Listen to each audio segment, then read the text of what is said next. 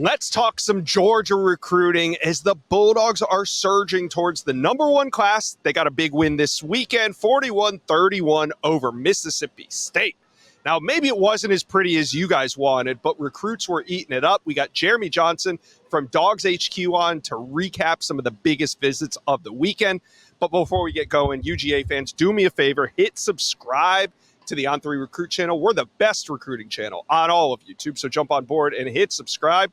All right, let's bring in Jeremy Johnson. Now, the Bulldogs were back in Athens this weekend. They had a lot of big visitors on the sidelines for this one. What was the atmosphere like between the hedges? It was an electric atmosphere once the game got going. It was loud. I know Kirby Smart had some comments about the crowd noise the week before against Auburn, but that wasn't really an issue this week. I think the recruits had a good time. They got a little bit of the daytime atmosphere, and then the game went into the night. So I think it was a great atmosphere. I think a lot of those guys enjoyed themselves. There seemed to be a lot of jubilance amongst that recruiting section this weekend. No, I could see that in the photo gallery that you guys posted on Dawgs HQ, Jeremy, that you shot. A lot of great shots in there of recruits having a really fun time. You could tell that they were enjoying themselves in that section. All right, so we got to talk about some of the biggest visitors. Now, we're going to talk about five-star defensive lineman Elijah Griffin, but there was news right before the weekend that five-star corner Dijon Lee, committed Alabama from California, would be in Athens this weekend. What are you hearing coming out of this visit? Yeah, I mean, I definitely think Georgia's a school that he is still listening to. I mean, him and Dante Williams have a great relationship, and he recruited him to USC when he was out there, and then obviously T-Rob has been recruiting him as well. So I think it's a big deal for him to get back on campus. Anytime you get a guy committed to Alabama or committed anywhere that you really value, to get him on campus is huge. That's for now. That I think that Georgia will take that as a win right now. And the visit seemed to go well. He had his teammate Vance Spafford with him, a 2026 receiver. They hung together the entire time. They laughed and joked and did the whole look like they were having a great time thing. And for him making the trip from California for a 4:00 kick on a Saturday that's not a jump, skip, and a hop for him. So the fact that he took the time to do that tells me that he still has some interest in Georgia, and I think we should read it as that. And until this is over, I think we'll continue to read it that way. I think it's one of these recruitments that Georgia's going to probably wait till the end and then try to circle back, see if they can get a late flip on a five-star corner.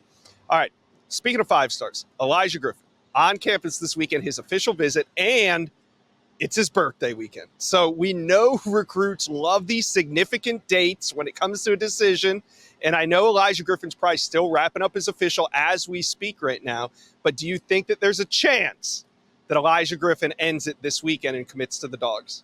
I mean, there's definitely a chance. I mean, I talked to him a couple of weeks ago, and I mean, he was already kind of eyeing, and he'd been hearing the whispers that, oh man, this is all leading up to this big weekend. And he addressed it. He said, if he feels right, then he'll do it, and if he doesn't, I mean, he'll take it up to whenever he wants to. So there's not really a timeline in place yet, but I definitely think this weekend will probably go a long way in whatever happens in his recruitment. I don't know that he has any more visits set. I don't know if he will take any more official visits. So the group he had with him, he had a lot of people with him. He had about 5 or 6 people that appeared to be with him. So I mean, it's there's always a chance with situations like this. And yeah. I think Georgia's still one of the teams to beat. Obviously USC and Miami are in there as well.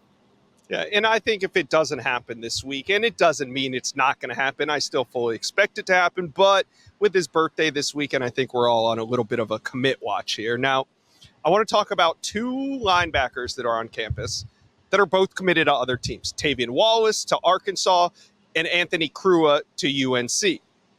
Tavian Wallace, a bit of a surprise. I didn't necessarily expect him. Maybe you guys did. Crua, he's been on campus already this season. So what do you make of these two being in Athens this weekend? And does Georgia have room for both?